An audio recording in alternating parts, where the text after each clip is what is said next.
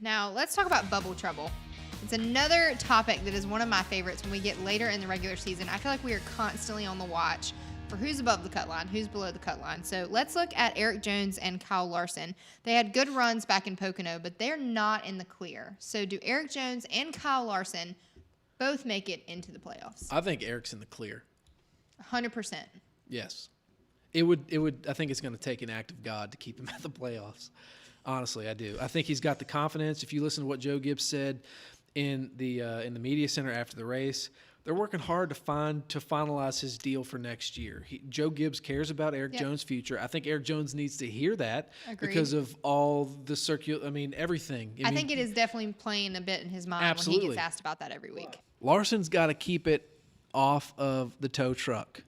Larson has got to finish races. Fantastic job in Pocono. You had some liners today. I mean, he's going to have to keep it off of the rollback. You can't finish races on the hook and expect to run for a title. You can't do it. Going back to my stats that I love so much, yeah, consistency-wise, Jones has been right there to win his second career race. But I'm going to go with Larson. He's in the clear if we're going to compare the two because the 42 has had speed, okay? Chip Ganassi has had speed. We saw that with Kurt Busch all season long. We've seen it with the 42. The 42. Joe Gibbs hadn't been fast at all. What's going on over there?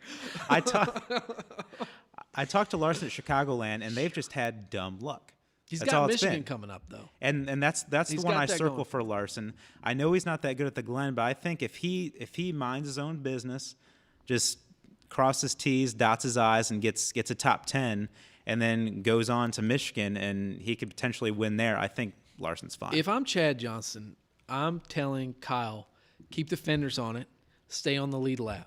We're not going to short pit. We're going to get stage points. I mirror what Chad Knaus did at Sonoma with William Byron.